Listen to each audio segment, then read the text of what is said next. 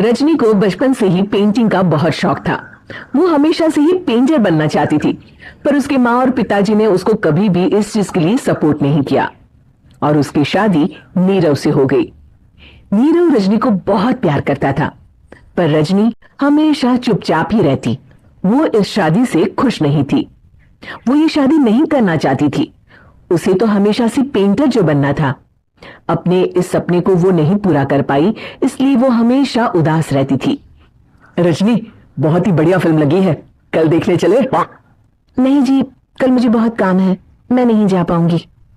अच्छा तो कोई बात नहीं, संडे को चलते हैं। देखिए, मुझे फिल्म देखना पसंद नहीं है, आपको जाना है तो चले जाइए।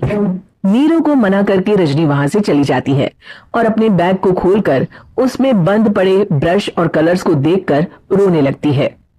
रजनी, चलो ना कहीं बाहर खाने चलते हैं, कुछ तुम्हारी पसंद का। जी मुझे नहीं जाना, मेरी तबीयत ठीक नहीं है। रजनी वहां से चली जाती है।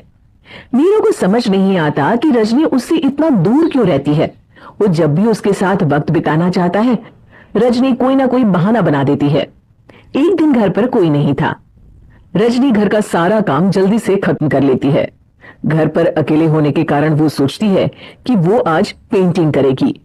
वो अपने कमरे में जाकर पेंट ब्रशेस और कलर्स निकालकर जैसे ही कलर मिक्स कर रही होती है कि दरवाजे पर बेल बज जाती है। अब कौन आ गया इस वक्त?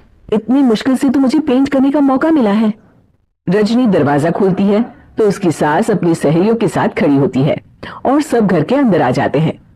अरे बहू, सबको शरबत बनाकर पिला दे, बाहर तो बड़ी गर्मी है। जी। रजनी पेंट ना कर पाने से उदास हो जाती है। उसे गुस्सा भी आ रहा होता है कि उसने इस शादी के लिए हाँ क्यों कह दी। वो रसोई में जा रही होती है कि उसकी सास उसे रोकती है। बहू, सबके खाने का भी इंतजाम कर लेना, आज का लंच तो ये सब यही करेगी। हाँ। रजनी बिना कुछ कहे रसोई में चली जाती है, सबके लिए खाना बनाती है। सब खाना खाते हैं और रजनी घड़ी देखती है कि ये सब कब जाएंगे ताकि वो अपनी पेंटिंग कर सके। जब शाम होती है तब सब चले जाते हैं अपने घर। अरे बहू, सब तेरे खाने की तो बहुत तारीफ कर रहे थे, सबको बहुत अच्छा लगा खाना। आपको मुझे सुबह बताना चाहिए था ना कि आपकी सहेली आ रही है। पता भी है कितना वक्त लगा सारा खाना बनाने में। अरे बहू, तू ऐसे कैसे बात कर रही है मुझसे? तो और कैसे बात करूं? मैं इस घर की कोई नौकरानी नहीं हूं कि इतना काम करूंगी।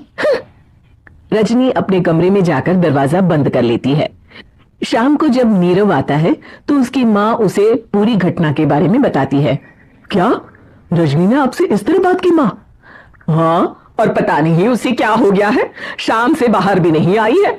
मैंने तो कई बार आवाज दी, खाना भी नहीं खाया उसने। तू ही बात करके देख ले बेटा। नीरव अपने कमरे का दरवाजा खटखटाता है। रजनी, दरवाजा खोलो, मैं हूं। रजनी दरवाजा खोलती है और फिर वापस जाकर अपने बिस्तर पर लेट जाती है। रजनी, मां से बात करने का यह क्या तरीका है? मैंने कोई गलत बात नहीं की है। अरे तुम क्यों ऐसे बर्ताव कर रही हो सबके साथ? क्या तुम इस शादी से खुश नहीं हो? रजनी कुछ नहीं बोलती। अरे बताओ मुझे रजनी, क्या ये शादी तुम्हारी मर्जी के खिलाफ हुई है? हाँ, मैं ये शादी कभी नहीं करना चाहती थी। तुमसे क्या, किसी से भी शादी नहीं करना चाहती थी। रजनी रोने लगती है। चुप हो जाओ रजनी, बताओ मुझे, तुम क्यों नहीं करना चाहती थी शादी? रजनी बेड के नीचे से अपने पेंटिंग्स, कलर्स, ब्रश, पेपर्स निकालती है। इतने में उसकी सास भी कमरे में आ जाती है। ये देख रहे हो, ये थे मेरे सपने।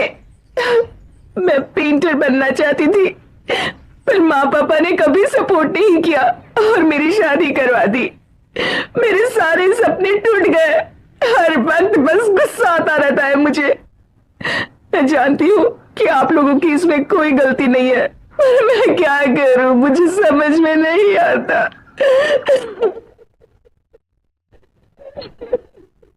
रजनी फूट फूट कर रोने लगती है। मुझे माफ कर दीजिए, आप दोनों के साथ मैं बहुत बुरा बर्ताव कर रही हूं। अरे रजनी बेटा, चुप हो जाओ तुम।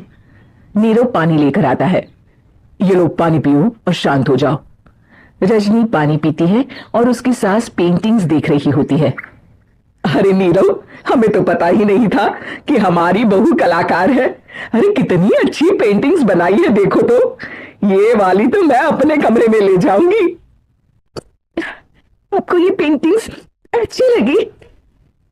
अच्छी नहीं, बहुत अच्छी लगी। और तुमने हमें बताया क्यों नहीं? तुम जब चाहे पेंटिंग कर सकती हो रजनी।